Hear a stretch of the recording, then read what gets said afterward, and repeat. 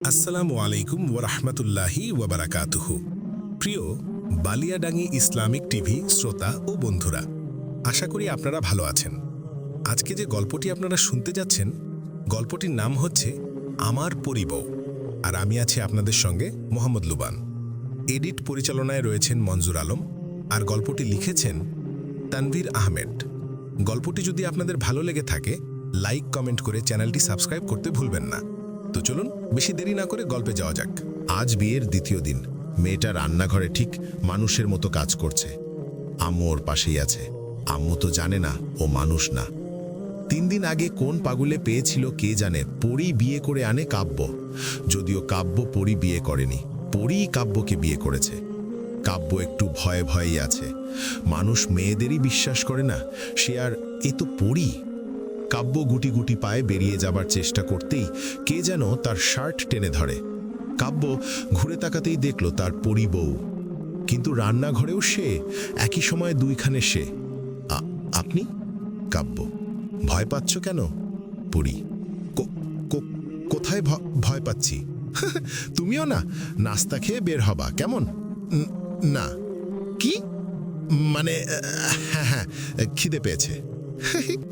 পরী গিয়ে রান্নাঘরের শরীরের সাথে মিশে যায়। কাব্য চুপচাপ টেবিলে বসে যায়। কিছুক্ষণ পর মা আর পরী নাস্তা নিয়ে। যাক, যখন তুই হুট করে বললি বিয়ে করে ফেলেছিস, তখন রেগে গেলেও মেয়েটা বড্ড লক্ষ্মী। আমাদের মন খুব জলদি জয় করেছে। মা। লক্ষ্মী না ছাই? কি? না, কিছু না। কাব্য পরীর দিকে তাকাতেই পরী কাব্যকে চোখ মারে হেসে। কাব্য খাবারে মন দেয়। কাব্য খাচ্ছে আর পরী তার দিকে একভাবে তাকিয়ে আছে, মুখে হাসি। কাব্য বারবার তাকাচ্ছে, আবার খাচ্ছে। কাব্য খাবার শেষ না করেই বেরিয়ে যায়। বাইরে বের হতেই আবার আতকে ওঠে। পরী তার সামনে। ভেতরে যাও আর খাবার শেষ করে আসো। অগত্যা। কাব্য চুপচাপ গিয়ে খাবার শেষ করে নেয়। খাবার শেষ করে বের হবে তখনই পরী এসে হাজির। আবার কি? কাব্য। তোমার ঘড়ি। পরী ঘড়িটা কাব্যের হাতে পরিয়ে দেয়। এটা পরীর দেয়া উপহার। কাব্য বেরিয়ে যায়। একদিন তুমিও আমাকে ভালোবাসবা পাগলটা। পরী। আসুন তাহলে জানা যাক তাদের মূল কাহিনী। কাব্য গ্রামের বাড়ি বেড়াতে, তার পরিবার সহ। গ্রামের বাড়িটা তাদের অনেক পুরনো। একটা পুকুর ঘাটও ছিল, যেখানে কাব্য প্রায় সময়ই বসে থাকত। আর কাব্য ছোটবেলাও সেখানে গিয়ে অনেক সাঁতার কাটত, খেলা করত। পরী কাব্যকে ছোটবেলা থেকেই ভালোবাসত। এখন প্রশ্ন হলো, ছোট থেকে ভালোবাসলে এখন বিয়ে কেমনে কি? পরীর বয়স হবে কম করে হলেও ১৫০০ বছর। কিন্তু পরী তার রূপের শেষ নেই। সে আগে যেমন এখনো তেমনই। যাই হোক, কাব্য ধীরে ধীরে বড় হতে থাকে, আর তারা সেই গ্রাম থেকে শহরে চলে আসে। তবে এখানেও পরী কাব্যকে দেখে রাখত। 2 দিন আগে কাব্য একা সেই গ্রামে যায়। ছোটবেলা স্মৃতি বিজড়িত সেই গ্রাম। কিন্তু তারপরই পরী আর ধৈর্য ধরতে পারেনি। প্রিয় মানুষকে নিজের করে নেয়। নিশিমেই সবকিছুর ব্যবস্থা করে বিয়ে করে ফেলে। কিন্তু কাব্য ভয়ে ভয়ে কিছু বলতে পারেনি। কাব্য জেনে গেছিল সে পরী। সে অনেক সুন্দর হলেও কাব্য তার ভয় কাটিয়ে উঠতে পারেনি, কারণ সে সাধারণ মানুষ নয়, সে পরী। বাকিটা তো জানলেনি। সো কেমন হয়েছে জানাবেন। আসলে কি বলবো, আমি নিজেও খুবই এক্সাইটেড, কারণ গল্পটা খুবই ইন্টারেস্টিং হতে চলেছে। আমি গল্পের মূল ভাবটা ভেবে নিয়েছি, তাই খুবই ভালো লাগছে। আশা করি আপনাদেরও ভালো লাগবে। কাব্য অফিসে চলে যায়। নিজের কেবিনে বসে ভাবছে, একটা মানুষ কিভাবে পরীর সাথে থাকতে পারে? না, এটা কখনোই সম্ভব নয়।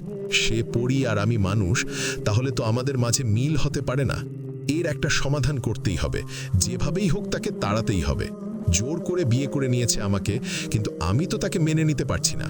হোক সে যতই সুন্দর, তাও তো সে মানুষ নয়। আর পরীর সাথে কিভাবে একটা মানুষ থাকতে পারে? মাথা কাজ করছে না। কি করব বুঝতে পারছি না। সময় পেরিয়ে দুপুর হয়ে গেছে। লাঞ্চের সময় হয়ে গেছে, কিন্তু খেতেও ইচ্ছে করছে না, আর বাসায়ও যেতে ইচ্ছে করছে না। হঠাৎ কেউ আমার সামনে খাবারের টিফিনটা রাখলো। হতভঙ্গ হয়ে সামনে তাকাতেই দেখি পরী। আপনি এখানে? কাব্য। আমি। এখানে কিভাবে আসলেন? উফ, আপনি কি আমাকে একা থাকতেও দেবেন না? একা থাকবে কেন তুমি? তাহলে আমি কি করব? আমি সারাক্ষণ তোমার সাথেই থাকব। আপনি যান এখান থেকে প্লিজ। না, যান। বললাম তো না, কেউ দেখলে সমস্যা হবে। তুমি ছাড়া আমাকে কেউ দেখবে না। পড়ি। ভালো হয়েছে, এখন যান। আগে খেয়ে নাও, তারপর আমি চলে যাব। না, আমি খাবো না। তাহলে আমিও যাব না। উফ, আচ্ছা, আমি খেয়ে নিব, যান আপনি। না, এখনই খেতে হবে। ধ্যাত, যাবেন? আমার কিন্তু রাগ হচ্ছে। কাব্য, আমারও রাগ হচ্ছে।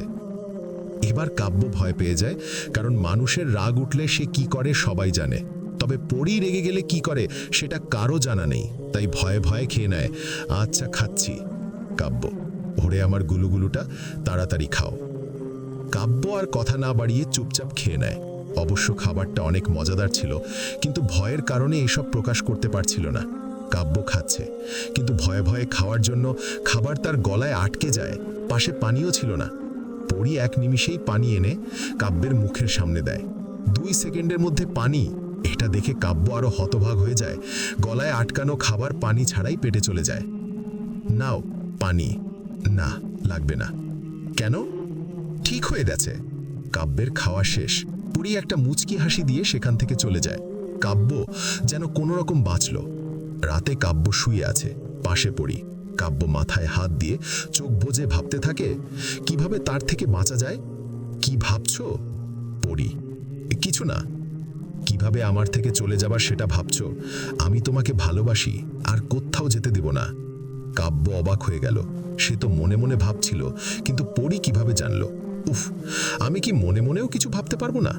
উফ, আচ্ছা, বিপদে পড়লাম তো। পড়ি কাব্যকে জড়িয়ে ধরে শুয়ে আছে। কাব্য কিছু বলছে না। যদি পড়ি রেগে যায়, আর যদি রাগের মাথায় কিছু করে ফেলে, তো কাব্য চুপচাপ ঘুমানোর চেষ্টা করছে। উফ, ঘুম আসছে না। পড়ি, কেন? আপনার আবার কি হলো? কাব্য, আচ্ছা, একটু আদর করো, তাহলেই ঘুম আসবে। অসম্ভব, আমি আপনাকে টাচও করব না। কাব্য, তোমার করতে হবে না, আমি তোমাকে আদর করব। প্লিজ দেখেন, আমি একটা ভালো ছেলে, এভাবে আমার সর্বনাশ করবেন না। কাব্য, কিসের সর্বনাশ? বউ তার জামাইকে আদর করলে এটা সর্বনাশ? পড়ি, না, আপনি আমার বউ না। কি বললা? কই কই? বলছি আপনি তো আমার বউ। এবার ঠিক আছে। এখন চুপচাপ চোখ বন্ধ করো, আমি আদর করব। আজকে ছেড়ে দেন প্লিজ, আমি আম্মুর কাছে যাব। আমার মাথা ঘুরাচ্ছে। মাথা ঘুরাই কেন জানি না। একদম চুপ। এটা বলেই পড়ি আমার কলার টেনে কাছে নিয়ে তার মিষ্টি 2 ঠোঁট দিয়ে আমার ঠোঁট জোড়া নিজের দখলে নিয়ে নেয়। আমি কোনো কথা বলতে পারছি না। অবশ্য ভালোই লাগছে, তাও কেন জানি ভয় করছে। প্রায় 15 মিনিট পর আমার ঠোঁট থেকে তার ঠোঁট সরিয়ে নেয়। আমি নিঃশ্বাস নিতে পারছি না, দম আটকে যাচ্ছে। জীবনের প্রথম কেউ এভাবে কিস করলো, তাও এতক্ষণ। পরি হাসতে হাসতে আমার বুকে মাথা রেখে ঘুমিয়ে যায়। আমি আর কিছু বলতে পারছি না, বড় বড় করে নিঃশ্বাস নিচ্ছি। পরি মুচকি হেসে আমার বুকে মাথা রেখে ঘুমিয়ে যায়, আর আমি বড় বড় করে নিঃশ্বাস নিচ্ছি। উফ, আর একটু হলে মনে হয় জানটাই বের হয়ে যেত। পরদিন সকালে কেউ একজন আলতো করে চোখের মধ্যে হাত বুলাচ্ছে। হাতের স্পর্শেই ঘুম ভেঙে যায়। চোখ খুলে দেখি ময়দা সুন্দরী। ওহ, থুক্কু, মানে পরি। পরি তো আবার ময়দা মাখে না। চোখ খুলতেই সে হাত সরিয়ে নেয়। রাগী দৃষ্টিতে আমি। কি হচ্ছে এসব? কাব্য, তুমি এত কিউট কেন? শুধু আদর করতে ইচ্ছে করে। পরি, দূর সরেন তো। কাব্য, তারপর আমি উঠে ফ্রেশ হতে চলে যাই। এসে দেখি খাবার রেডি।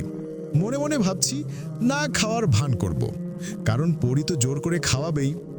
তাড়াতাড়ি খেয়ে নাও। পরি, না খিদে নেই, আমি অফিস চলে যাচ্ছি। কাব্য, ও আচ্ছা ঠিক আছে, যাও। পরি, কি ব্যাপার, আজ জোরাজোরি করছে না কেন? দূর ছাই, খিদেও লাগছে। মনে মনে কাব্য।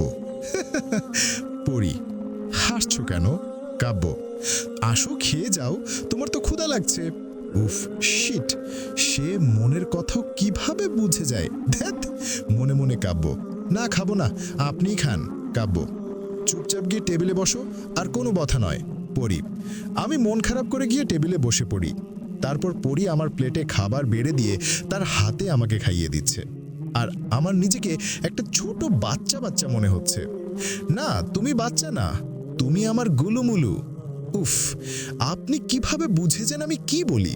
ধ্যাত, হুইস, এত কিছু তোমার বুঝতে হবে না, তাড়াতাড়ি খেয়ে নাও, অফিসে দেরি হয়ে যাচ্ছে।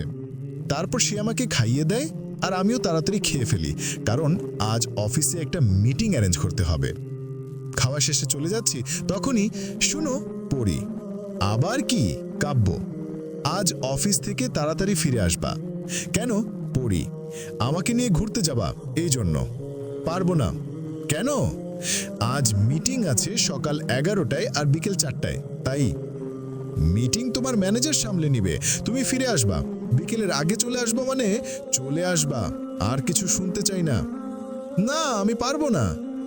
হঠাৎ রুম থেকে আম্মু বেরিয়ে এসে, কিরে এমন করছিস কেন? মেয়েটা একটু ঘুরতে চাচ্ছে আর তুই ব্যস্ততা দেখাচ্ছস। মা, আরে কিন্তু। কোনো কিন্তু না, তুই তাড়াতাড়ি ফিরে আসবি ব্যাস। মা। পরি মুচকি হাসছে আর আমার রাগ উঠতেছে। কিছু করার নেই, চুপচাপ অফিস চলে গেলাম। তারপর দুপুরে নিজের চেম্বারে বসে আছি। আম্মু কল দিয়েই যাচ্ছে, কিন্তু মোবাইল সাইলেন্ট করে রাখছি। ভাবছি আম্মু যাই বলুক না কেন আমি বাড়িতে যাবই না। তোমাকে যেতেই হবে। পরি, আপনি এখানে? আমি। মায়ের কল ধরছো না কেন? কল ধরো। পরির ধমক খেয়ে মোবাইল হাতে নিয়ে আম্মুর কল রিসিভ করলাম। হ্যাঁ আম্মু বলো। কাব্য, তুই বাসায় আসছিস না কেন? বৌমা তো মন খারাপ করে কখন থেকে আমার কাছে বসে আছে। মা, তোমার কাছে বসে আছে? কাব্য, হ্যাঁ, এই যে আমার পাশে মন খারাপ করে বসে আছে। ওখানে পরি হলে এখানে কে? মনে মনে কাব্য। পরি। এবার কাব্য বুঝতে পারে এটা পরিরই কাজ, তাই সে কল কেটে দিয়ে বাড়িতে যাওয়ার জন্য বের হয়। গাড়িতে গেলে দেরি হবে, তুমি আমার সাথে আসো। পরি, তোমার সাথে মানে তুমি কি বিমান নিয়ে আসছো নাকি যে গাড়ির চেয়ে তাড়াতাড়ি নিয়ে যাবা? আসো, তোমাকে বিমানে নিয়ে যাব। পরি। তারপর পরি কাব্যের হাত শক্ত করে ধরে তাকে নিয়ে আকাশে উড়ে যায়। ও মা গো, আল্লাহ গো, আমারে নিচে নামান। ওই ওই ছাড়েন। একদম চুপ, বাচ্চাদের মতো কান্না করবা না। তুমি আমাকে ধরে রাখো, তাহলে আর ভয় করবে না। প্লিজ নিচে চলে আসেন, কেউ দেখলে সমস্যা হবে। কেউ দেখবে না তোমাকে আর আমাকে। কাব্য চোখ বন্ধ করে পরীকে ধরে রাখে, তারপর বাড়িতে চলে আসে। তারপর তারা বাড়িতে চলে আসে। পরী রুমে গিয়ে একটা নীল শাড়ি পরে সেজেগুজে বের হয়ে আসে। কাব্য আগে থেকে অপেক্ষা করছিল। পরীকে দেখে কাব্য এক পলকে তাকিয়ে আছে। এমনিতেই তো পরী, আবার পরছে শাড়ি। অনেক সুন্দর লাগছে পরীকে, কিন্তু কাব্য একটুও প্রশংসা করল না, অন্যদিকে তাকিয়ে আছে। ওই, কেমন লাগছে আমাকে?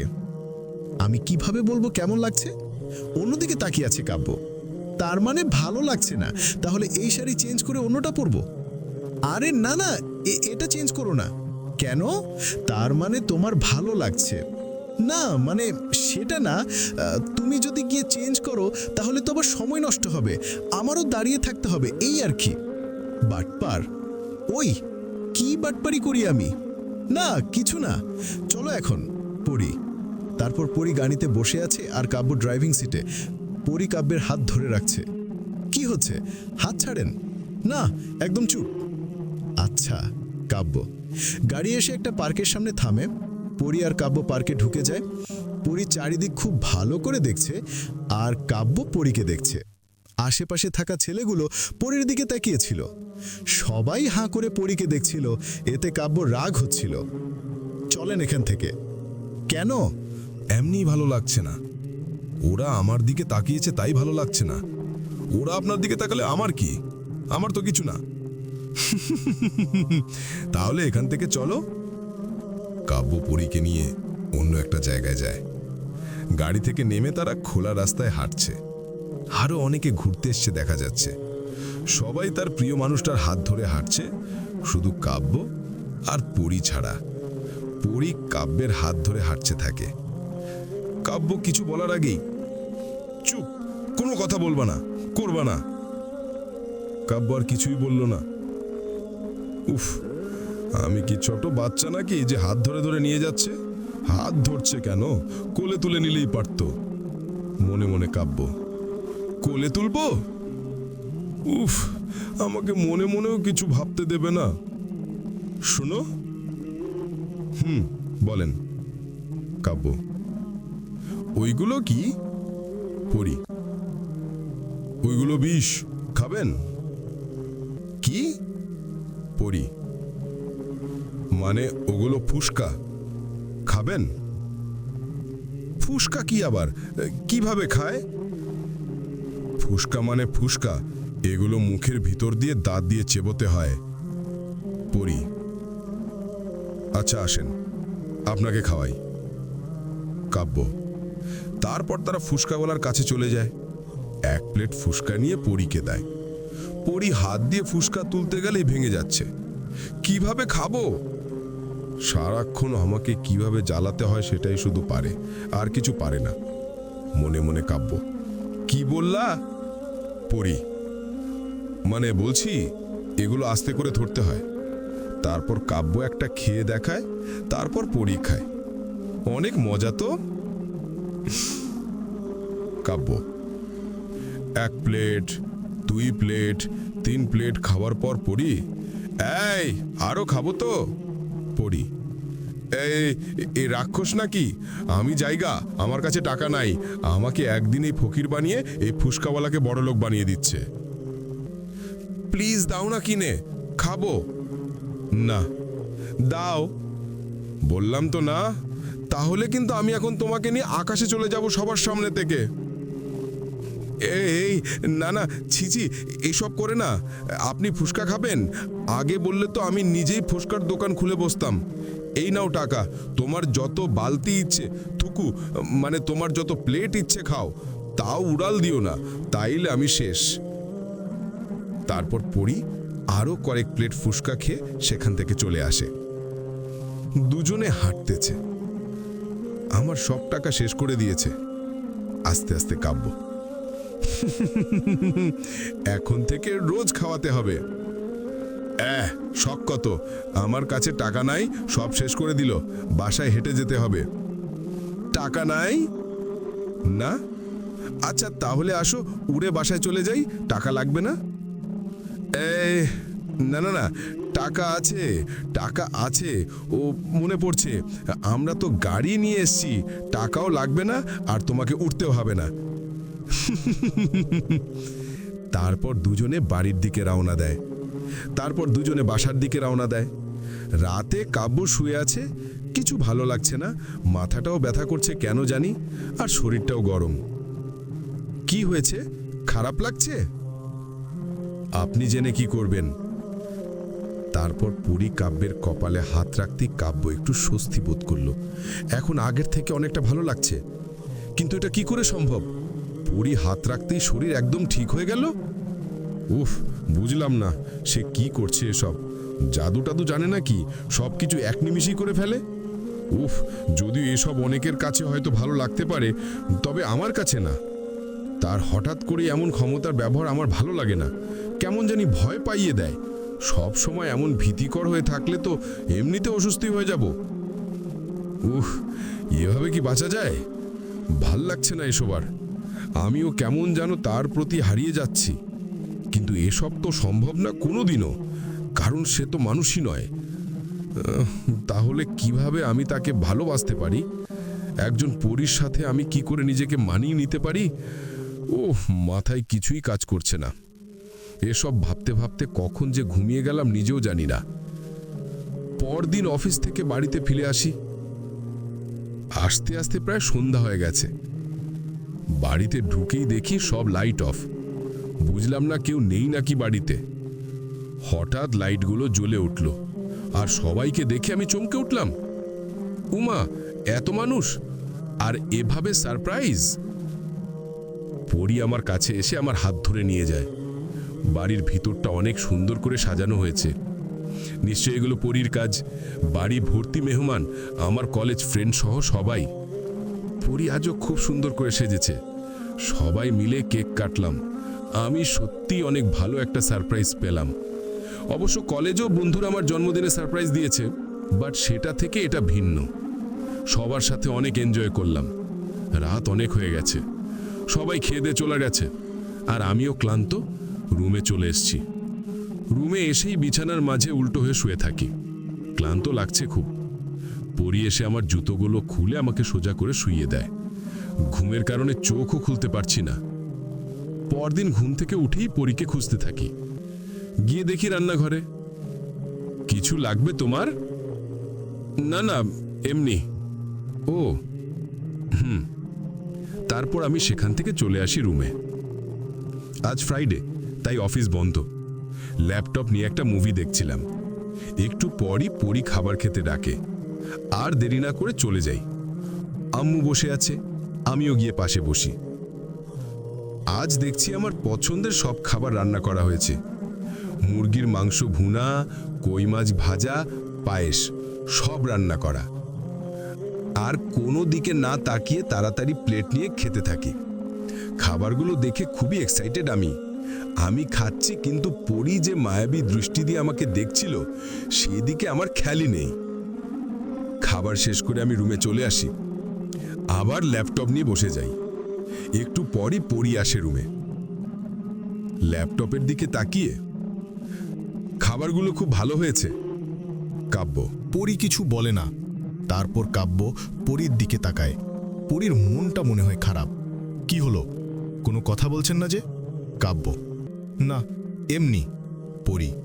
পরির মন খারাপ কাব্য বুঝতে পারে, তাও তার তো কিছুই যায় আসে না, তাই সে আর কোনো রেসপন্স করে না। বিকেলে কাব্য বাড়িতে ফেরে। এসে দেখে পরি বেলকনিতে দাঁড়িয়ে আছে। কাব্য গিয়ে টেবিলের উপর প্যাকেটটা রেখে রুম থেকে চলে আসে। পরির রুমে ঢুকেই দেখে টেবিলে প্যাকেট। খুলতেই দেখে ফুসকা। একটা চিরকুটও ছিল। এটাই আপনার গিফট।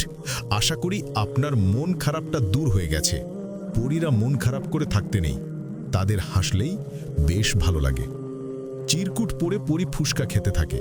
পরি খাচ্ছে আর ভাবছে, ধীরে ধীরে তুমিও আমাকে ভালোবেসে ফেলছো কাব্য। একদিন তোমার সব কিছু দিয়ে আমাকে ভালোবাসবা, এটা আমার বিশ্বাস। আমার ভালোবাসাটা দিয়ে তোমার ভালোবাসাটা জয় করে নিব। রাতে কাব্য বাসায় ফিরে আসে। এসে নিজের রুমে গিয়ে বসে থাকে। একটু পর পরি কাব্যকে খাওয়ার জন্য ডাকে, কিন্তু কাব্য সেখানেই বসে থাকে। পরি রুমে এসে দেখে কাব্য বসে আছে। কি ব্যাপার, খাবে না? কখন থেকে ডাকছি? পরি: না। কেন? এমনি, ভালো লাগছে না।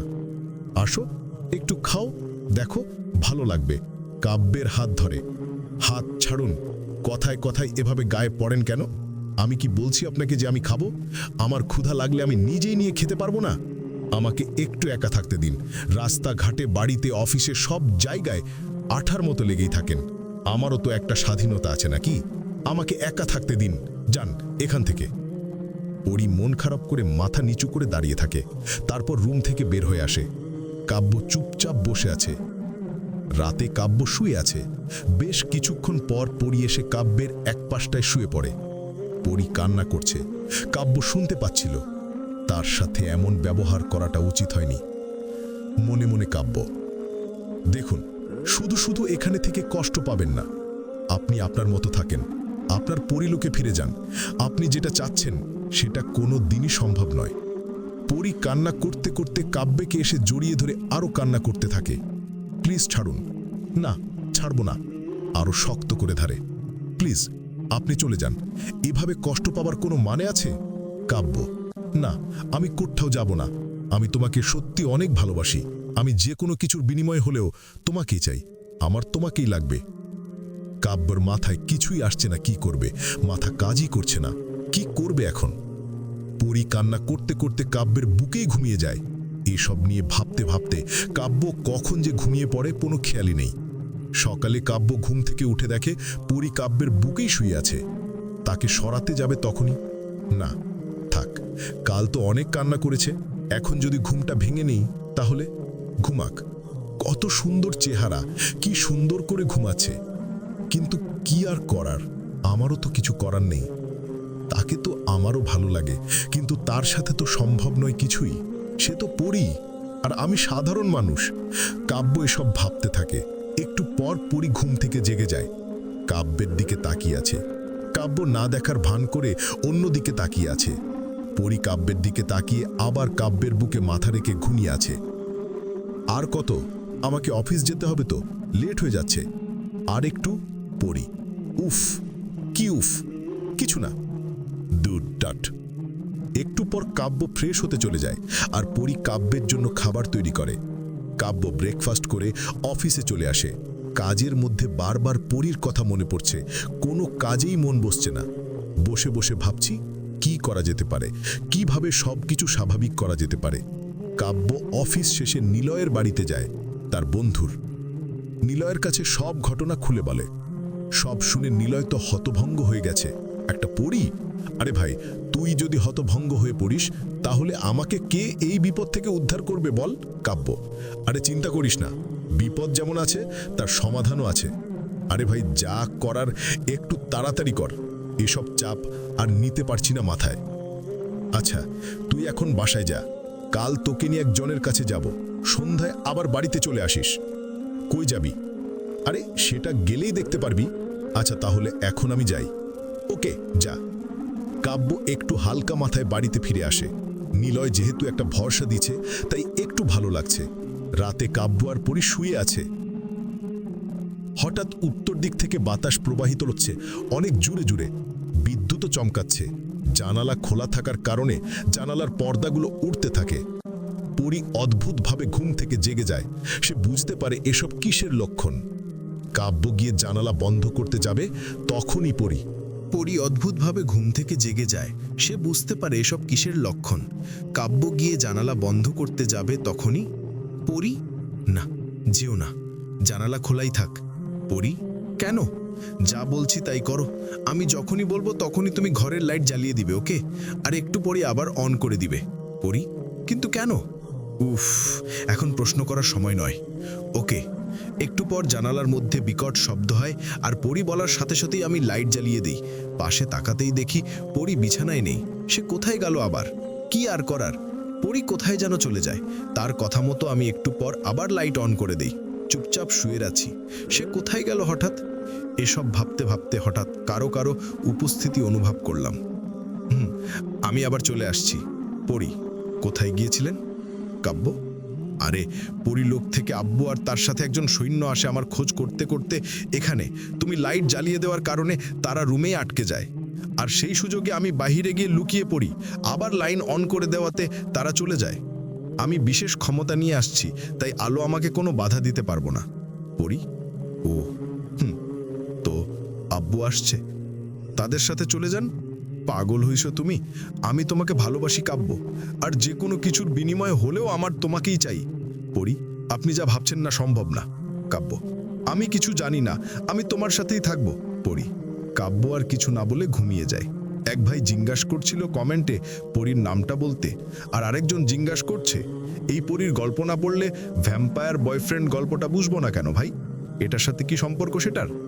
সো তাদের এটাই বলতে চাই যে গল্পটা এখনো শেষ হয়নি, তাই শেষ পর্যন্ত থাকুন গল্পের সাথে। প্রশ্নের উত্তরে না বলে গল্পের মাধ্যমেই বুঝিয়ে দেওয়া হবে। আমি যেহেতু বলছি সম্পর্ক আছে, তাহলে অবশ্যই সম্পর্ক আছে।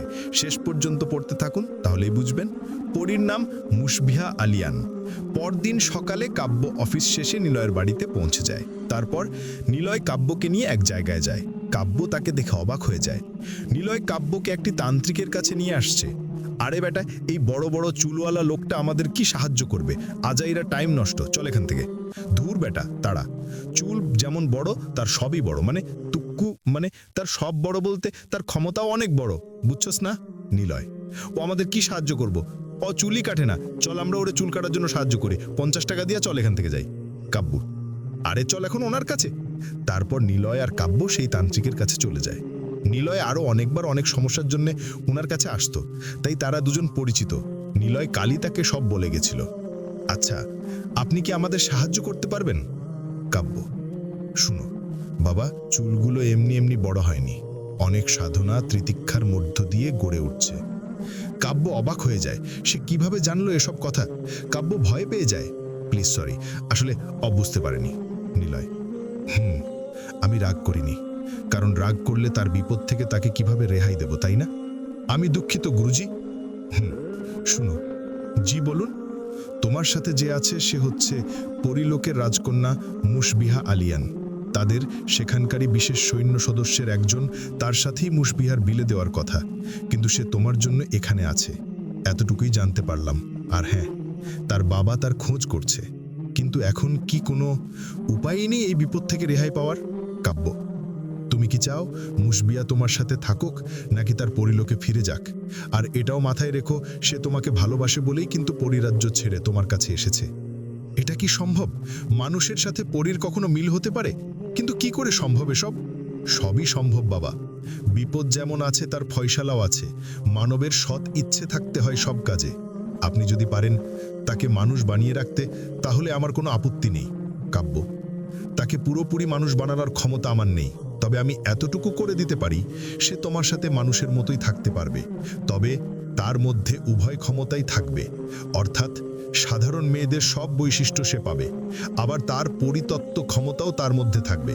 আর পরীর ক্ষমতা প্রায় অর্ধেক বিলুপ্ত হবে। আর আমার মনে হয় এটাই ভালো হবে।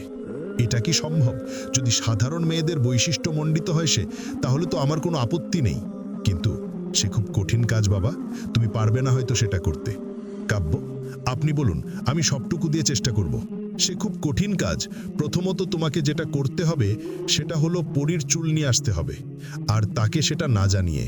তারপর কি কি করতে হবে পরে বলে দেব। তারপর কাব্য আর নিলয় সেখান থেকে চলে যায়। কাব্য বাড়িতে এসে দেখে পরী বেলকনিতে চুপচাপ দাঁড়িয়ে আছে। কাব্য জানে কালকের ব্যবহারের জন্য পরীর মন খারাপ, কিন্তু যেভাবেই হোক পরীর মন ভালো করতে হবে আর নিজের কাজটা পূর্ণ করতে হবে। কাব্য পরীর পাশে গিয়ে দাঁড়ায়। পরী কাব্যকে দেখে স্বাভাবিকভাবেই সামনের দিকে তাকিয়ে আছে। কি ব্যাপার, মন খারাপ? না পরী, ভালো। আজকে ভাবছিলাম তোমাকে নিয়ে ফুচকা খেতে যাব, কিন্তু তোমার তো মন খারাপ, তাহলে আমি একাই চলে যাই। কাব্য রুমে চলে আসে। সাথে সাথে পরীও এসে কাব্যের পাশে বসে। কি হলো কাব্য? জানি না পরী। আর কিছু না বলে পরীকে এক টান দিয়ে নিজের বুকে নিয়ে আসে। পরী অবাক হয়ে যায়, কিন্তু সেসব না ভেবে পরীও কাব্যের বুকে মাথা রেখে পরম শান্তির নিঃশ্বাস নিচ্ছে। রাতে কাব্যকে জড়িয়ে ধরে পরী শুয়ে আছে। রাত যখন গভীর হয় তখন কাব্য সুযোগ বুঝে পরীর অল্প কিছু চুল কেটে নেয়, যাতে পরী কিছু বুঝতে না পারে। কাজ শেষে কাব্যও ঘুমিয়ে পড়ে। পরদিন সকালে কাব্য আর নিলয় আবার সেই তান্ত্রিকের কাছে চলে যায়। তার কথা মতো পরীর চুল এনে দেয়। তারপর তান্ত্রিক তার মন্ত্রতন্ত্র কি যেন পড়ল। ইচিং বিচিং চিচিং চা, তানভীরের প্রেমে পড়ে যা। আমার এই মন্ত্রটা পড়ে যদি প্রেমে পড়ে যেত। তারপর তান্ত্রিক কাব্যকে একটি পানি ভর্তি শিশি দেয়। এটা 7 দিন 7 রাত খাওয়াতে হবে। পানি সাথেও খাওয়াতে পারো বা খাবারের সাথেও, কিন্তু মনে রেখো 7 দিন আর 7 রাতই খাওয়াতে হবে। 7 দিন আর 7 রাতই কেন কাব্য? কারণ পরী হচ্ছে পরীলোকের রাজকন্যা। তার জন্মের সময় সেখানে তার 14টি ঘিট বাঁধা। তার জন্যই পরী তার ক্ষমতা ব্যবহার করতে পারছে না।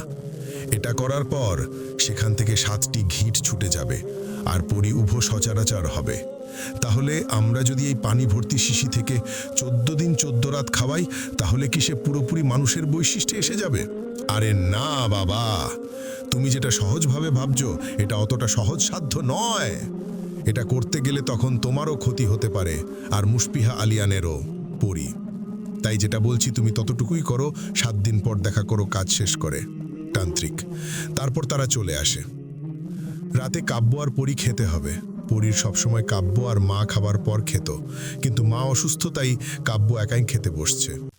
কিন্তু কাব্য একা খেতে বসলে তো তার কাজ সম্পূর্ণ করতে পারবে না। তাই সে জোর করে পরীকেও তার সাথে খেতে বসায়। কাব্যের ভালোবাসা পেয়ে পরী তো সব ভুলে গেছে, তাই কাব্য যখন যেটা করতে বলছে পরী সেটাই করছে।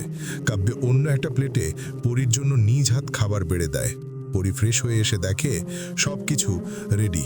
কাব্য সুযোগ বুঝে তার কাজটা করে ফেলে। দুজনে খাওয়া দাওয়া শেষ করে রুমে চলে আসে।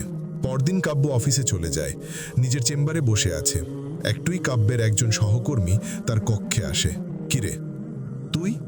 আসলাম তোর সাথে একটু দেখা করতে। কিছুদিন ধরে তো তোকেও পাওয়া যায় আর তেমন দেখাও হয় না। জানিস আজ কি হয়েছে? কি? আরে অফিসে আসার সময় দেখলাম 2টো মেয়ের মৃত লাশ উদ্ধার করলো পুলিশ। কিন্তু আশ্চর্যের বিষয়, তাদের কোনো প্রকার ধর্ষণ অত্যাচার কিচ্ছু করা হয়নি। একটা নির্জন জায়গায় তাদের পাওয়া যায়। এটা কি করে সম্ভব? এভাবে কি করে তারা মৃত্যুবরণ করতে পারে? কিছু মাথায় আসছে না। কাব্য তার কথা শোনার মতো অবস্থায় ছিলই না। সে তার নিজের চিন্তায় চিন্তিত। কিরে ও হ্যাঁ বল, কই ছিলি তুই? কার সাথে বকবক করলাম? কি বলছিলি? না কিছু না, যাই এখন, পরে আসবো। তারপর সহকর্মী চলে যায়। কাব্য বসে বসে ভাবতে থাকে, তান্ত্রিকের কথা মতো কাজ হবে তো? যদি না হয় তাহলে আমিও পরীকে হারাবো, আর পরীও আমাকে। এভাবে চলতে থাকে বেশ কিছুদিন। কাব্য তান্ত্রিকের কথা মতো ঠিকঠাকই তার কাজ করছে। 7 দিন হতে আর 1 দিন বাকি।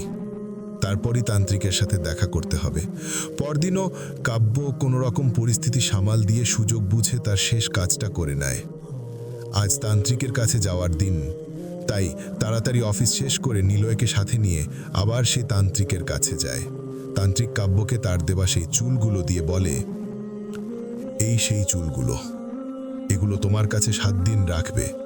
ঠিক 7 দিন পর পর পরীর মাথা থেকে আরও কিছু চুল কেটে এগুলোর সাথে সেগুলোও পুড়িয়ে দিবে।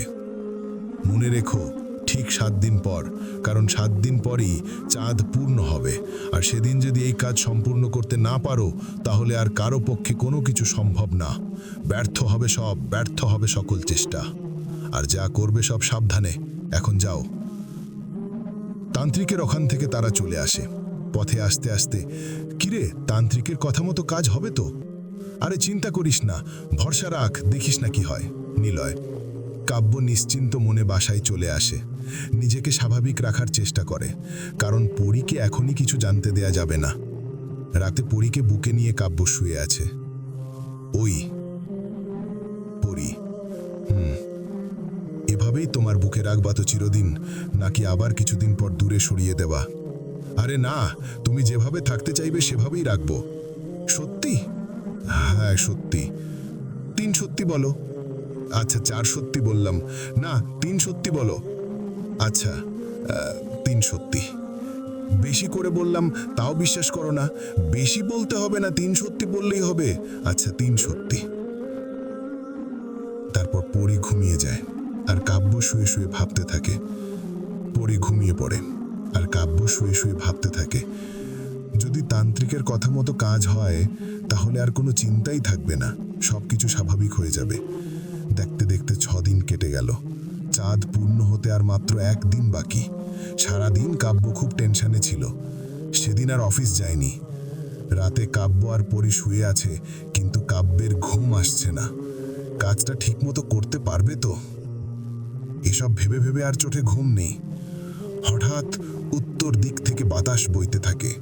আকাশ কালো মেঘে ঢেকে যায়, বিদ্যুৎ চমকাতে থাকে। পরী ঘুমিয়েছিল। রুমের মধ্যে কারো বজ্র কণ্ঠ শুনে পরী জেগে ওঠে। কণ্ঠটা অচেনা নয়। পরী ভয় পেয়ে কাব্যের হাত ধরে রাখে। তোকে আজ কতদিন ধরে খুঁজছি, আর তুই এখানে? একটা বার আমাদের সাথে যোগাযোগ করার চেষ্টা করিসনি? পরীর বাবা। আমি এখানে থাকব, তাই আর ওখানে যাইনি। ভয়ে ভয়ে। এখানে থাকবি মানে? তুই একটা পরী, আর তুই কিনা একটা সাধারণ মানুষের সাথে থাকবি? এ কথা তোর মুখ দিয়ে উচ্চারণ হলো কি করে? আমি যা সিদ্ধান্ত নিয়েছি তাই করব। আমি এখনই এই মানুষটাকে ধ্বংস করে দেব। পণ্ডিত, আপনি পান্নেদার কিছু করুন। আমি থাকতে তার কেউ কোনো ক্ষতি করতে পারবে না, আর ক্ষতি করতে চাইলে পরী। পণ্ডিত এবার ভয় পেয়ে যায়, কারণ পরীর ক্ষমতা সম্পর্কে তার ভালো করেই জানা আছে, আর পরীর ক্ষমতার কাছে তার ক্ষমতা কিছুই না। তুই তার সাথে এভাবে কথা বলে ভালো করিসনি, তাও তোকে কিছু বললাম না। এতদিন এখানে থেকেছিস, এখন চল। চাঁদ পূর্ণ হতে আর 1 দিন বাকি। প্রতি পূর্ণিমার রাতে তোকে পরীরাজ্যে থাকতে হয়, জানিস না? না, আমি সেখানে যেতে পারবো না। তাহলে কিন্তু তুই চিরদিনের জন্য পরীরাজ্য হারাবি, আর এটা তোর জেদের কারণেই। আমার এত রাজত্ব প্রয়োজন নেই। যাকে ভালোবাসি তার কাছে থাকতে পারলেই আমি খুশি। পরীর বাবা রাগ করে সেখান থেকে চলে যায়। পরীর একটু খারাপ লাগলেও নিজেকে স্বাভাবিক করে নেয়। এদিকে কাব্য সেই কখন থেকে জ্ঞান হারিয়ে বিছানায় পড়ে আছে।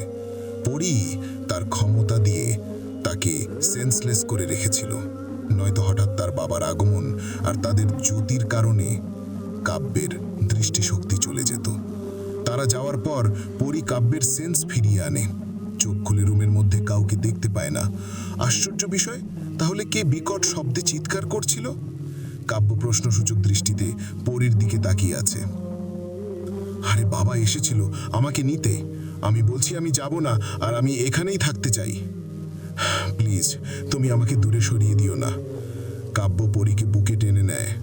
পরীও কাব্যকে জড়িয়ে কাঁদতে থাকে। পরী কাব্যের শরীরে হাত রেখে তার মধ্যে কিছু শক্তি দিয়ে দেয়, যাতে পরীলোকের কেউ তার সামনে আসলে তার কোনো ক্ষতি না হয়। পরদিন কাব্যকে নিলয়ের বাড়িতে যায়। দুজনে কথাবার্তা বলে কাব্য আসতে আসতে প্রায় সন্ধ্যা সন্ধ্যা। তাড়াতাড়ি করে বাড়িতে আসে, কারণ আজকের রাতটা খুবই গুরুত্বপূর্ণ। কাব্য বাড়িতে আসে, সব কিছুই স্বাভাবিক। রাতে খেয়ে দিয়ে তারা শুয়ে পড়ে। পরী ঘুমিয়ে আছে। কাব্য মাঝরাতে উঠে পরীর আগের চুলগুলো বের করে, আর একটা কেচি নিয়ে পরীর অল্প কিছু চুল একসাথে করে। চুল কাটতেই পরীর ঘুম ভেঙে যায়। পরী অবাক হয়ে তাকিয়ে আছে। এসব কি করছো, আর আমার চুলি বা কাটলে কেন? পরী। কাব্য কিছু বলল না। পকেট থেকে গ্যাস লাইটারটা বের করে চুলগুলো পুড়িয়ে দিল। তখনই হঠাৎ তুমুল ঝড় শুরু হয়।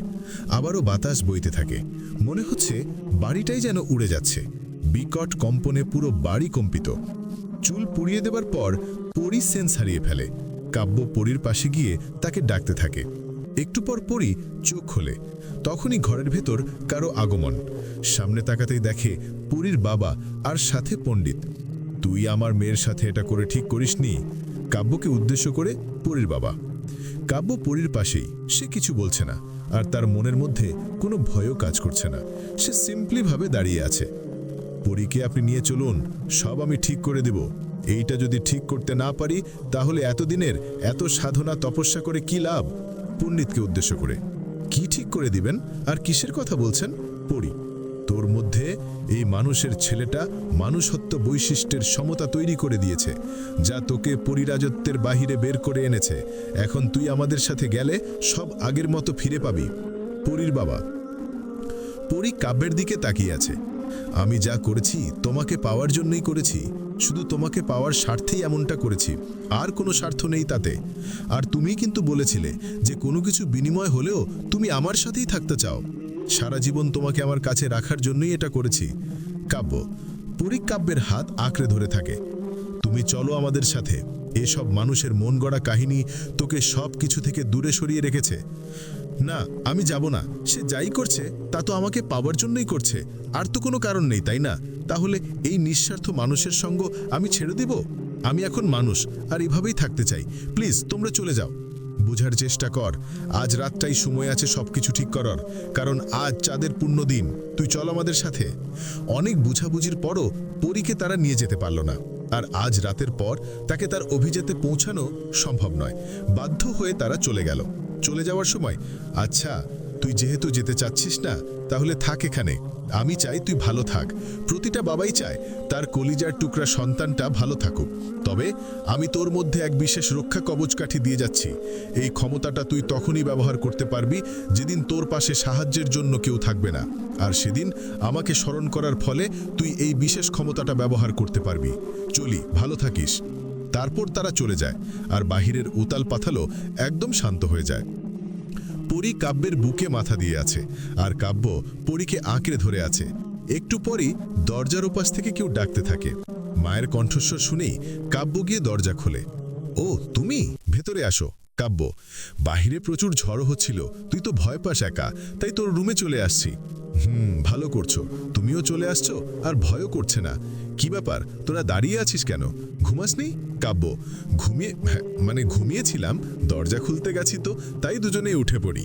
ও আচ্ছা, তাহলে তোরা ঘুমা, আমি যাই। আরে না, আজ আমরা ঘুমাবো না, আজ সারা রাত আমরা গল্প করব।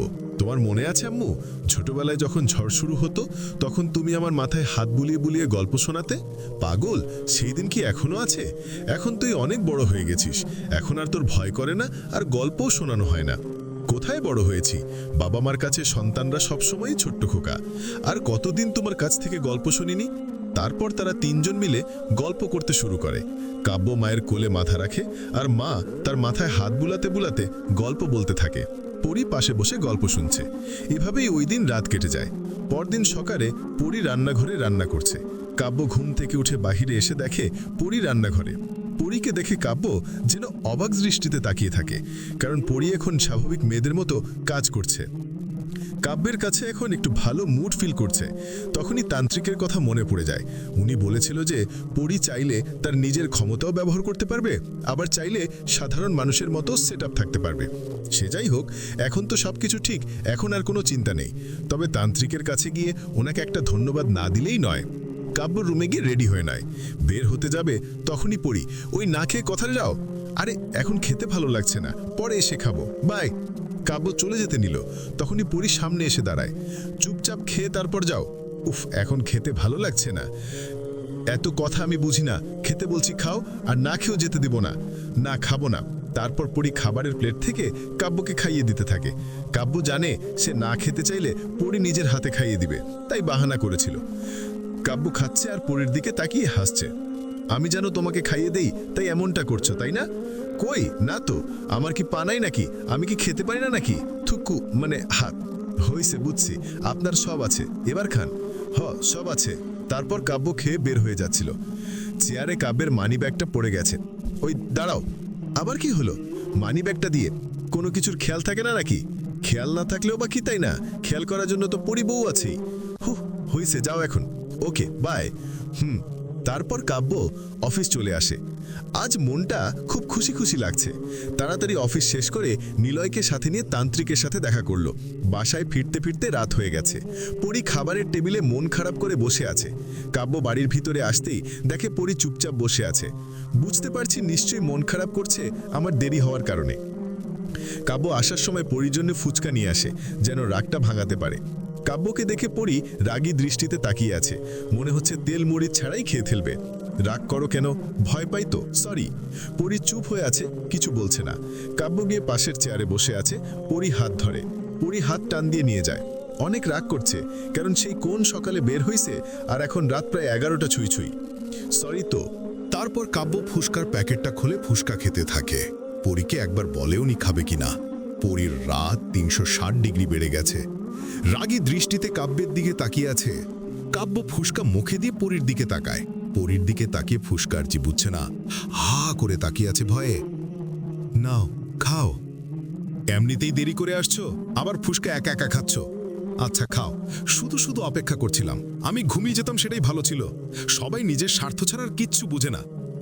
আচ্ছা সরি, আমি তো এমনি মজা করছিলাম। এই নাও, খাও। তারপর কাব্য পরীর মুখের সামনে ফুসকা নিয়ে যায়। দরকার নেই, আপনিই খান। আচ্ছা সরি, প্লিজ রাগ করো না। এই যে তোমার কানে ধরলাম। আরে মানে আমার কানে ধরলাম, আর রাগ করো না। কাব্য আবারও পরীর মুখের সামনে ফুসকা নেয়। পরী সেটা খেয়ে কাব্যের সামনে থেকে প্যাকেটটা টেনে নিজের সামনে নিয়ে ভাতের মতো করে ফুসকাগুলো খেয়ে ফেলছে। আর কাব্য তাকিয়ে আছে। আত্তে আত্তে খান। কি রাক্ষস না রে বাবা? কাব্য, কি আমি রাক্ষস? না না, আমি তো বলছি যে কি রাক্ষস না রে বাবা, এইটা বলছি। তারপর পরীর রুমে চলে আসে। কাব্য সাথে সাথে রুমে আসে। পরী শুয়ে পড়ে। ক্ষুধা লাগছে তো, গিয়ে খাও, কে মানা করছে? না, আমি বইয়ের হাতে চারা খাই না। সেটার হবে না, তাহলে ঘুমিয়ে থাকো। না, খামু। কি খাইবা? আদর। হ্যাঁ? কাব্য কাব্য ঘিয়ে পরীর পাশে শুয়ে পড়ে। পরীর হাত ধরতেই, আমাকে ধরবা না, ওকে? কেন? এমনি কাইন্দা দিমু কিন্তু। কাঁদো। প্লিজ একটু আদর করে দাও, নয়তো ঘুম আসবে না। পারবো না। আমি কিন্তু ঘুমাবো না। না ঘুমালে ভালো। তুমিও কিন্তু ঘুমাতে পারবে না। হি। তারপর পরী শুয়ে থাকে আর কাব্য বারবার পরীর হাত ধরে ডিস্টার্ব করে যেন না ঘুমাতে পারে। উফ, কি হয়েছে তোমার? বারবার এমন করো কেন? আমার ঘুম আসে না, আর তুমিও ঘুমাইতে পারবা না। তোমার ঘুম আসে না তো আমি কি করব? ওই যে বললাম। কি বলছো? আদর। ও, আদর লাগবে? হ্যাঁ, আচ্ছা দিচ্ছি। তারপর পরী কাব্যকে হাতের মধ্যে দিল এক কামড়। কামড় দিতেই কাব্য, আউ, ও মাগো, এই ছাড়ো ছাড়ো ছাড়ো, প্লিজ, আমার আদর লাগতো না, ছাইড়া দাও, আম্মরে ডাক দেবো কিন্তু, তাড়াতাড়ি ছাড়ো। তারপর পরী কাব্যকে ছেড়ে দেয় আর কাব্য কান্না করতে থাকে। ও মা, এত তাড়াতাড়ি আদর নেওয়া শেষ? আর একটু আদর করি? না না, কাজটা ঠিক করলে না। কেন, কি করছি? তোমারই তো ঘুম আসছিল না, তাই আদর করছি। আমার কি দোষ? আমারও সময় আসবে, তখন বুঝামো। এখন কি ঘুমাবা নাকি আরো আদর লাগবে? আর লাগবো না আদর, ঘুমাচ্ছি। তারপর কাব্য মন খারাপ করে শুয়ে আছে আর পরি অন্যদিকে ফিরে হাসছে। একটু পর পরি কাব্যকে ধরে শুয়ে আছে। আবার ধরছো কেন? ছাড়ো। একদম চুপ, নয়তো আবার আদর করবো। কালো মেইল? কালো মিল মানে? আরে থুকু মানে ব্ল্যাকমেইল। তারপর দুজনে না কিছু না, ঘুমিয়ে গেছে। পরদিন কাব্য অফিস চলে যায়। একটু পর পরি কল দেয়, আজকে বাড়িতে তাড়াতাড়ি আসবা, ওকে? কেন? ঘুরতে নিয়ে যাবা এই জন্য। ভাল লাগছে না। আমি পারবো না, আমার হাত এখনো ব্যথা করছে। সব মনে থাকবে। আচ্ছা সরি, প্লিজ তাড়াতাড়ি এসো। না প্লিজ, একটা শর্ত আছে। কি শর্ত? আগে বলো, রাখবা? বলো। না থাক, কিছু না। বলো কি বলতে চাইছিলা? আচ্ছা, আমি যা চাইবো তাই দিবা, তাহলে ঘুরতে নিয়ে যাবো। কাব্য, কি চাও তুমি? যেটাই চাই দিবা কিনা বলো। আচ্ছা রাজি, প্লিজ তুমি আবার কামড় দিও না, ওকে? হাসো কেন? আচ্ছা বাই, তাড়াতাড়ি আইসো, ওকে। তারপর কাব্য কল কেটে দেয় আর দুপুরের পরই বাড়িতে ফিরে আসে। বিকেলে তারা ঘুরতে বের হয়ে যায়।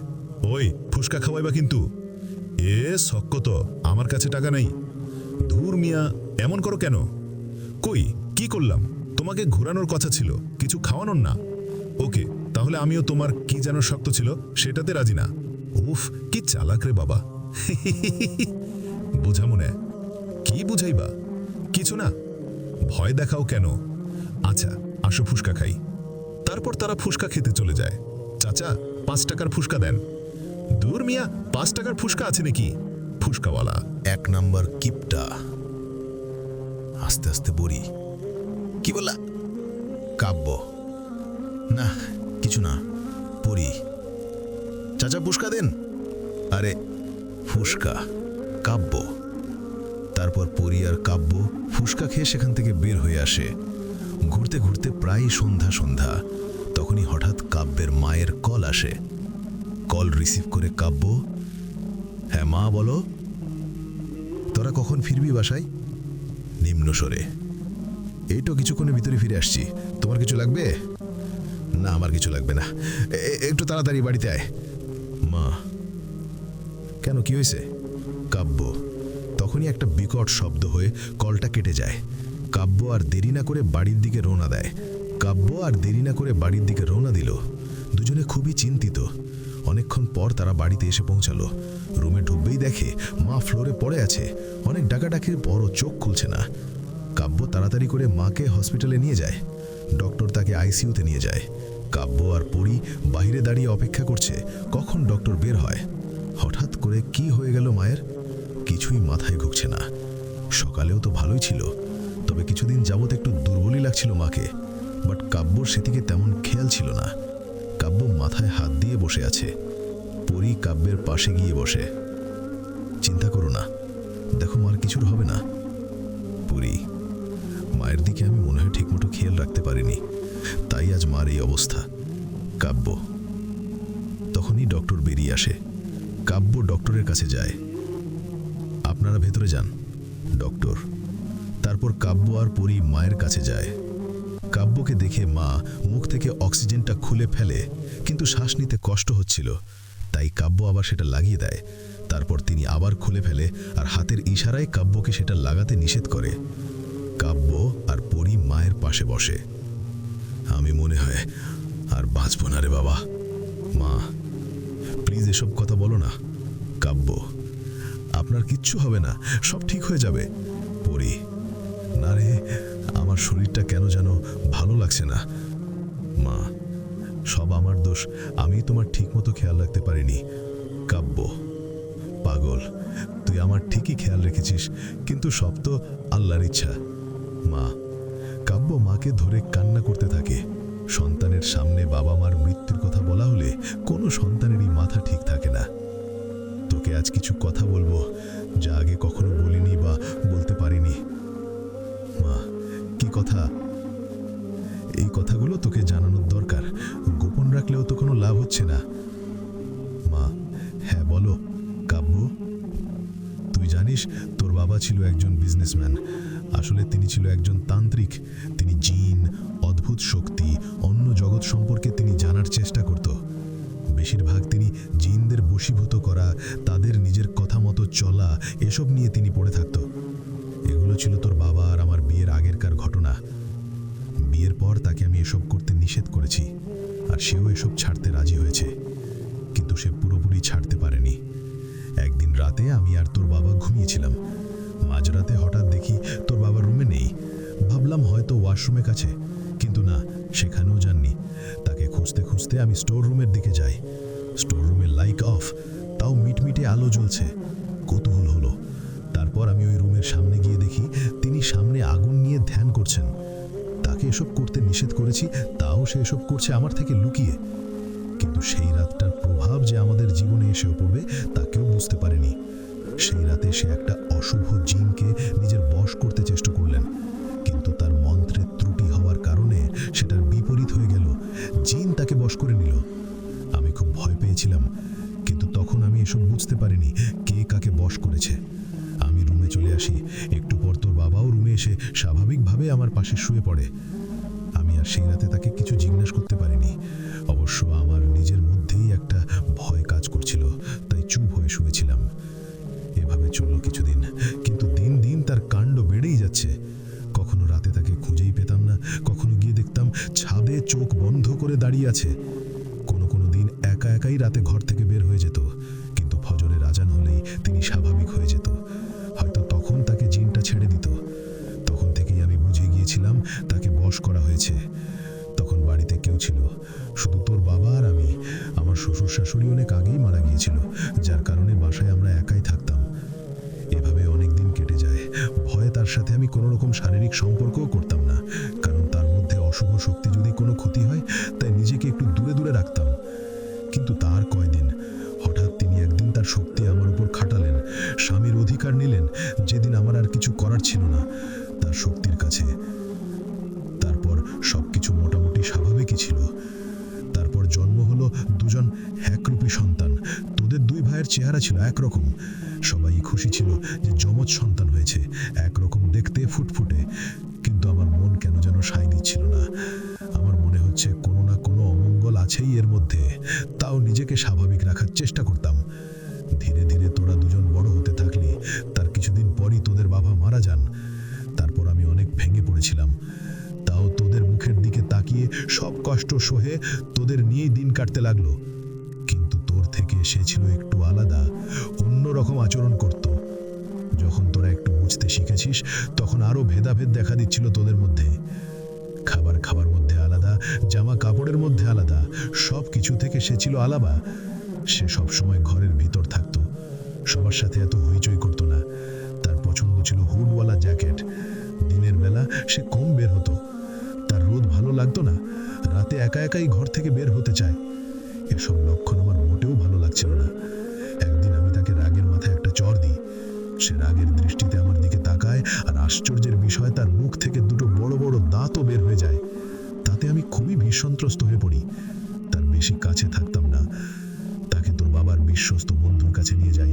তাকে সবাই শীর্ষ বাবা নামে চিনে। তারপর সেই তান্ত্রিকের কাছে নিয়ে যাই।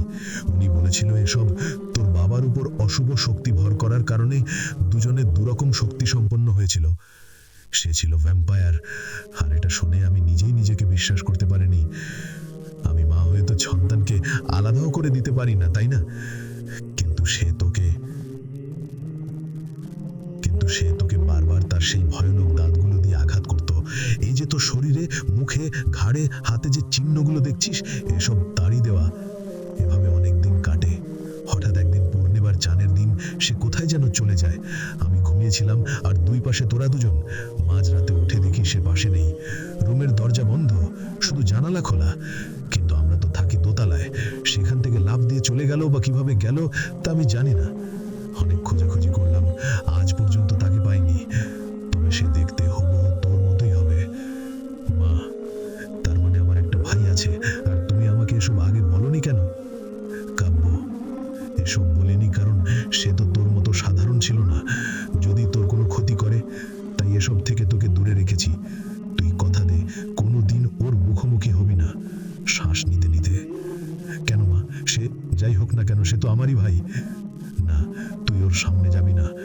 মা, এসব বলতে বলতে কারোরই খেয়াল ছিল না যে মায়ের মুখ থেকে অক্সিজেনটা খোলা ছিল। দীর্ঘক্ষণ খুলে থাকার কারণে মার শ্বাস আটকে যায়, আর এক সময় পুরোপুরি শ্বাস নেওয়া বন্ধ হয়ে যায়।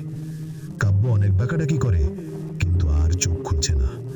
কাব্য চিল্লাতে থাকে। ডক্টর এসে দেখে তিনি আর বেঁচে নেই। ভুল ছিল একটাই, অক্সিজেনটা খুলে কথা বলার কারণে। অবশ্য ভুল বললেও ভুল হবে, যার মৃত্যু যেভাবে লেখা সেভাবেই হবে। এতে ডক্টরের বা কারোরই কোনো হাত নেই। তবে মানুষ মানুষকে বাঁচানোর চেষ্টা চালিয়ে যেতে পারে, কিন্তু জীবন দান করতে পারে না। কাব্য আর পরি মাকে ধরে কাঁদতে থাকে। চিরতরের জন্য কাব্য মাকে হারায়। জন্মের কিছুদিন পর বাবাকে, আর আজ মাকে। দুই সুখের জায়গায় হারালো। আপন বলতে কেউ নেই এখন। আজ প্রায় 15 দিন পর। তাও কাব্য স্বাভাবিক না। এত বড় আঘাত এত তাড়াতাড়ি কিভাবে মানতে পারে কেউ? পরি জানে কাব্যর মনের অবস্থা, তাও তাকে একটু ভালো রাখার প্রচেষ্টা। খাওয়া দাওয়া করে না ঠিকমতো, সারাক্ষণ মনমরা হয়ে থাকে। কিন্তু কি আর করার, কেউই তো স্থায়ী নয়। অনেক দিন কেটে যায়। কাব্য আগের থেকে কিছুটা স্বাভাবিক। পরির সাথে কোনো প্রয়োজনের বেশি কথা বলে না। হঠাৎ একদিন পরিকে উদ্দেশ্য করে, আমার ভাইকে খুঁজে বের করতে হবে। কাব্য, তোমার মা তো নিষেধ করছিল তার মুখোমুখি হওয়ার জন্য। পরি, মা ভেবেছে সে আমার ক্ষতি করবে, তাই মা এটা বলেছে।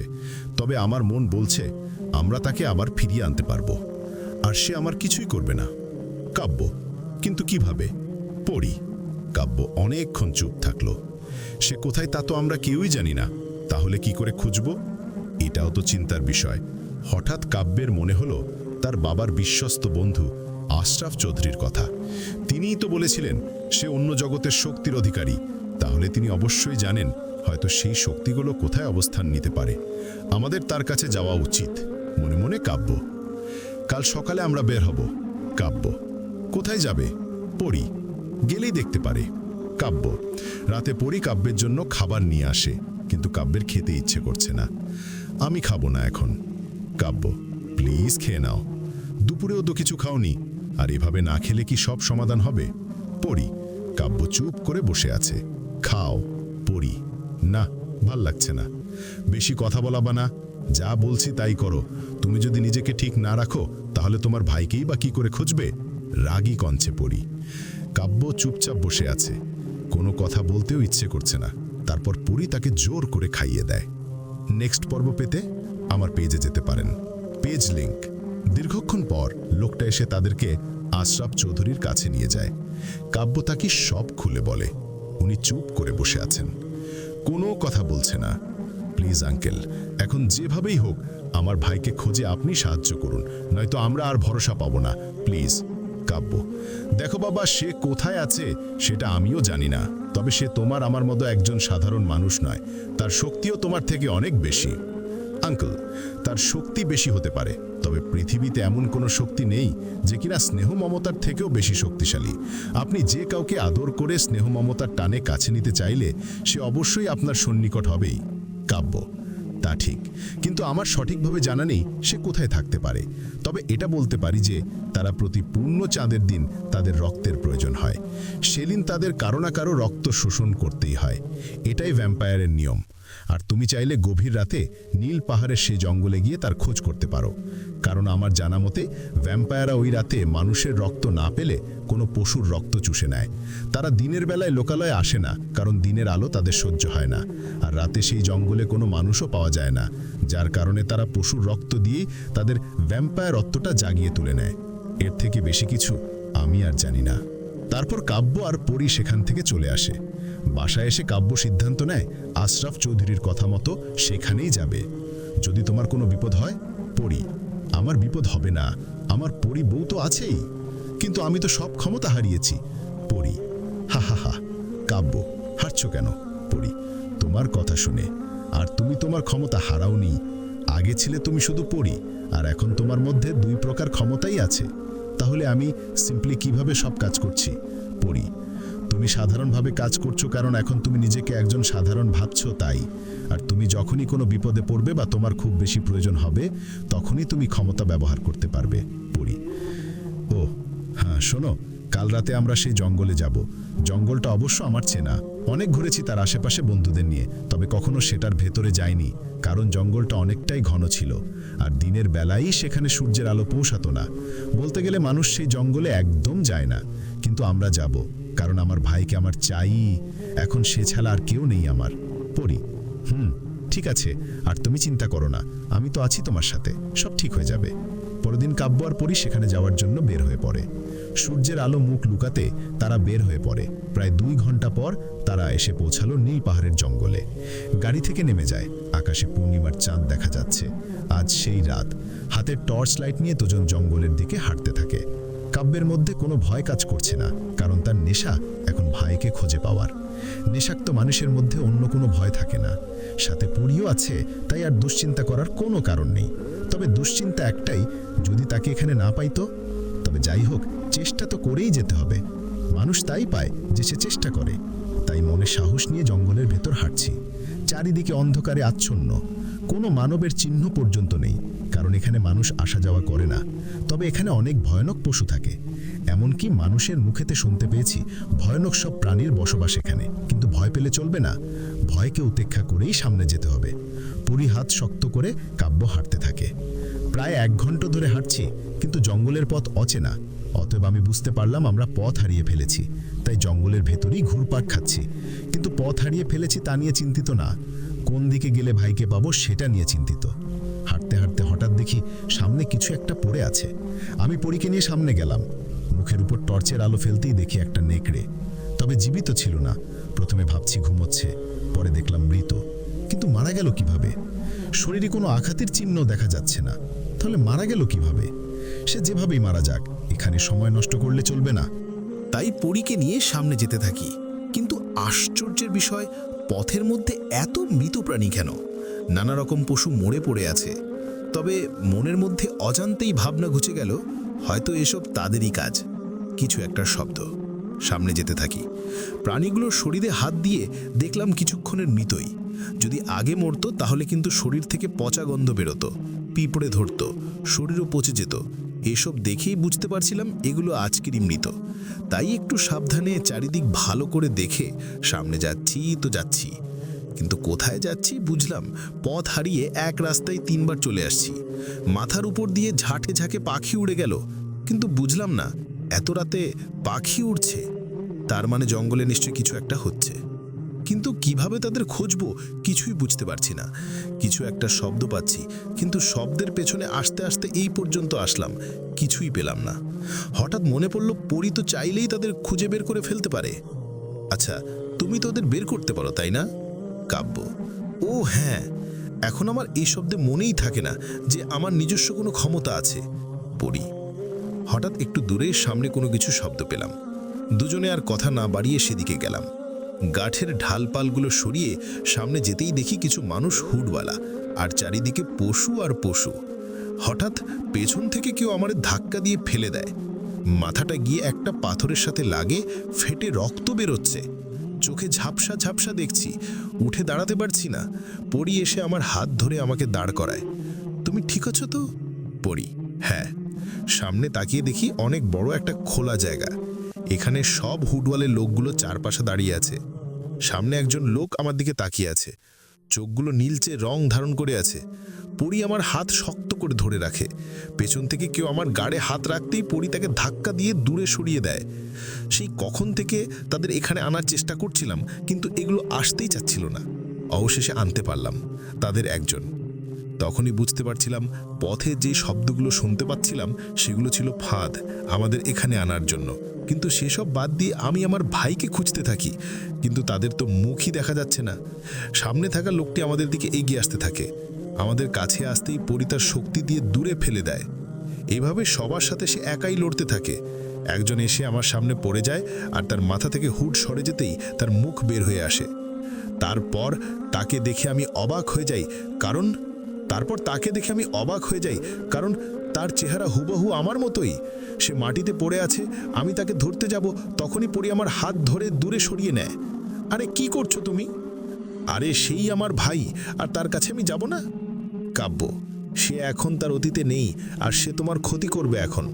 পরি: আমার মাথা থেকে রক্ত বেয়ে পড়ছে, আর আমার মতে দেখতে লোকটি সেখানেই তাকিয়ে আছে। দেখে মনে হচ্ছে যেন আমার রক্তের তীব্রতা যেন তার মধ্যে নতুন কিছু জাগিয়ে দিয়েছে। তার ভয়ানক দুটি দাঁত বের হয়ে যায়, তাতে আমি আরও ভয় পেয়ে যাই। সত্যিই কি সে তাহলে ভ্যাম্পায়ার? তার বিকট চেহারায় আরও ভীতস্ত্রস্ত হয়ে পড়ি। প্রতিটা লোকই তাদের রূপ পাল্টে নেয়, সবাই ধেয়ে আসছে, আর পরি তাদের প্রত্যেককে আটতে দেয়। আর আমার মতো দেখতে লোকটাতে শান্ত করে। সে বুঝতেই পারছে না আমার চেহারার তার চেহারা হুবহু একই রকমই, কারণ তারা তো নিজেদের চেহারা দেখতে পায় না এই জঙ্গলের মধ্যে, তাই তার মধ্যে কোনো ফিলিংস নেই আমাকে দেখার পরও। তাকে সব কিছু পরি বুঝিয়ে বলে, কিন্তু তার মাথার মধ্যে কিছুই ঢুকছে না। তার সেই বিকট চেহারাতেই সে বিশেষিত হয়ে আছে। কিভাবে তাকে সবকিছু মনে করানো যায় সে তো কিছুই বুঝতে চাইছে না। রক্তের নেশায় আসক্ত দেখা যাচ্ছে। তুমি কে? পড়ি। লোকটি কোনো কথা বলে না, রাগে তার মাথার যেন আগুন জ্বলছে। কিন্তু তার সাথে কথা বলতে হলে তাকে আগে শান্ত করার প্রয়োজন, নয়তো সে কিছুই বুঝার চেষ্টা করবে না। বাই পড়ি তার উপর কিছু একটা করতেই সে চোখ বন্ধ করে নেয়। সাথে সাথে তার ভয়ঙ্কর দাঁতগুলো আগের মতো স্বাভাবিক হয়ে যায়। দেখে মনে হচ্ছে স্বাভাবিকই। এবার বলো তুমি কে? হিমেল। লোকটি। আচ্ছা, তোমার তো রক্ত প্রিয়, তাই না? অনেক। আচ্ছা, যা চাও তাই পাবে, তবে একটা শর্ত আছে। কি শর্ত? তোমাকে মনোযোগ দিয়ে কথা শুনতে হবে, তাহলেই তুমি যা চাও পাবে। আমি তোমাদের কথা শুনবো কেন? তা অবশ্য ঠিক, তুমি আমাদের কথাই বা শুনবে কেন, তাই না? কিন্তু আগে শোনো, তাহলেই বুঝবে কেন শোনার দরকার। কি কথা? তুমি জানো তুমি কে? হ্যাঁ জানি, আমি হিমেল, আর এরা আমার সঙ্গী। তুমি হিমেল, কিন্তু এটা ছাড়াও তো তোমার একটা পরিচয় আছে, সেটা জানো? এটা ছাড়া পরিচয় আছে মানে? আছে তো। এই যে আমার পাশে যাকে দেখতে পাচ্ছ, তুমি আর সে কিন্তু দেখতে ঠিক একই রকমের, তা কি জানো? মানে আমরা একরকম হবো কেন? পরি হিমেলের সামনে একটা আয়না দিয়ে তার চেহারা দেখায়। হিমেল আয়নাতে নিজেকে দেখে চমকে যায়। হুবহু তার সামনে দাঁড়িয়ে থাকা সেই লোকটির মতোই। কিন্তু এটা কি করে সম্ভব? হিমেল একবার আয়নার দিকে, আবার পরির পাশে দাঁড়িয়ে থাকা লোকটির দিকে তাকিয়ে থাকে। কিছু একটা যেন তার মাথায় গড়বড় খাচ্ছে। দেখেছো, তোমরা একই চেহারার, দেখতে ঠিক একই রকম, কিন্তু ও কে? সে তোমার ভাই? না, আমার কোনো ভাই নেই, আমি একা। না, তুমি একা না, আমার তো কোনো ভাই নেই, আর থাকলেও তো সে তো আমার সাথেই থাকতো।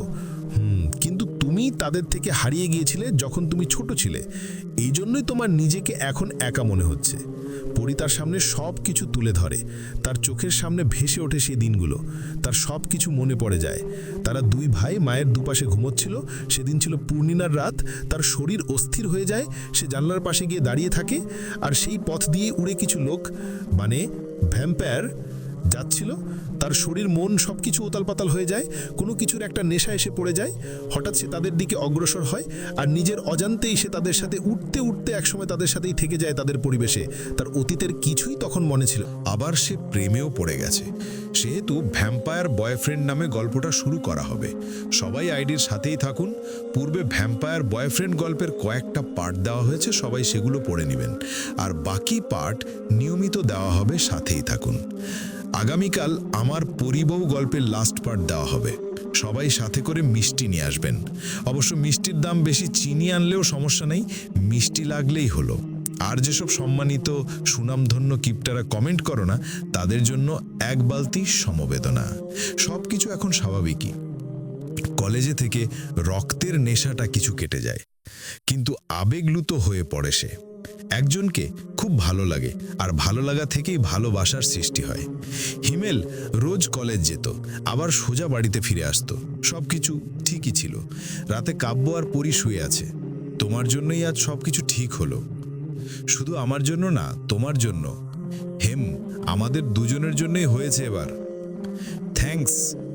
কিসের জন্য? আমার ভাইকে আমার কাছে ফিরিয়ে দেওয়ার জন্য। হুফ, কি হয়েছে? না, কিছু না। যা বলছি সেটাই দিতে হবে। কইতে দিমু সেটা তুমি জানো, আমি তো জানি না। কে একজন নিশ্চিত হাসবে? তুমি সব জানো। আরে আমি কিভাবে বেবি দিমু? বা দিবি কিনা বল। কেমনে দিব তুমি শিখাইয়া দিও। তারপর পরি কাব্যকে জড়িয়ে ধরে 4 ঠোঁট এক করে দেয়। আজ গরিব বলে আমার ঠোঁট 2টা, আর 2টা কই পামু। রাত কেটে গেল এভাবেই, বাকিটা ইতিহাস। পরদিন কাব্য অফিসে যাওয়ার সময় হিমেলকে কলেজে নামিয়ে দিয়ে যায়, তার নিজে অফিস চলে যায়। পরিবাড়িতে একা হাঁটতে হাঁটতে হিমেলের রুমে যায়। উফ, রুমটাকে কি করে রেখেছে, আস্ত গাধা একটা। পরি হিমেলের ঘর গুছাতে থাকে, হঠাৎ টেবিলের দিকে চোখ পড়ল। কোনো একটা কিছু ফেলেই চলে গেছে। খুলতেই দেখে চিঠি। চিঠি, তাও হিমেলের কাছে। চিঠি খুলে পড়তে থাকে। প্রিয়তমা, যেদিন থেকে কলেজে আসছি সেদিন তোমাকে দেখে আমার অনেক ভালো লাগছে। আর এই ভালো লাগা থেকে কখন যে ভালোবেসে ফেলেছি তা নিজেও জানি না। কিন্তু তোমাকে ভয়ে বলতে পারি না, যদি রাগ করো এজন্য। কিন্তু আমি তোমাকে সত্যিই অনেক ভালোবাসি। তোমার টানা টানা সুন্দর চোখের মায়াতে কখন যে নিজেকে হারিয়ে ফেলেছি তা নিজেও বলতে পারবো না। কখন যে তোমার মনের সেই ছোট্ট সাজানো ঘরটায় ঢুকে পড়েছি জানি না। তবে তোমার মনের ঘরটা অনেক সুন্দর করে সাজানো, যে কেউ নিজেকে হারিয়ে ফেলবে, যেমন আমি নিজেকে হারিয়ে ফেলেছি। এটি অচেনা একজন। চিঠি পড়ে পরি হাসতে হাসতে ফ্লোরে বসে পড়ে। হাসি কিছুতেই থামছে না। এত সুন্দর করে সে প্রেম নিবেদন করতে পারে, বাহ! আগে তো জানতাম না। আজকে আসুক বাড়িতে, তারপর মজা দেখাবো। তারপর পরি হিমেলের রুম গুছিয়ে চিঠিটা সাথে নিয়ে চলে যায়। হিমেল কলেজ থেকে বাড়িতে ফিরে নিজের রুমে চলে যায়। পুরো টেবিল তছনছ করে কিছু একটা খুঁজতে থাকে, কিন্তু পাচ্ছে না। পরি দরজার পাশে দাঁড়িয়ে থেকে তার কাণ্ড দেখছেন আর হাসছেন। আপনি কি কিছু খুঁজছেন? আরে ভাবি, একটা নোট খুঁজছি, খুব দরকারি নোট। ওই যে ডয়ারে রেখেছি। তুমি লিখেছো সেটার মধ্যে কি আছে? কই না তো। আমি তো টেবিল থেকে নিয়ে ডয়ারে রেখে দিলাম। কেন, কি আছে সেটাতে? না না, কি থাকবে, পড়া পড়া আছে। ও ও আচ্ছা। কি না জানার ভান করে। পরি হাসতে হাসতে চলে আসে। রাতে কাব্যের কাছে সবকিছু বলে দেয় পরি। দুজনে হাসতে হাসতে শেষ। এভাবে হাসি খুশির মধ্যে দিয়ে কেটে যায় অনেক দিন। পরি 7 মাসের প্রেগনেন্ট, তাই একটু রেস্টে থাকে। ডক্টর রেস্টে থাকার কথা বলে, তাই কাব্য তাকে কোনো কাজ করতে দেয় না। কাজ করার জন্য লোক রেখে দিয়েছে। রোজ কাব্য অফিস থেকে তাড়াতাড়ি ফিরে আসতো আর এসে পরীকে সময় দিত, তাকে হাসানোর চেষ্টা করত, তার খেয়াল রাখত।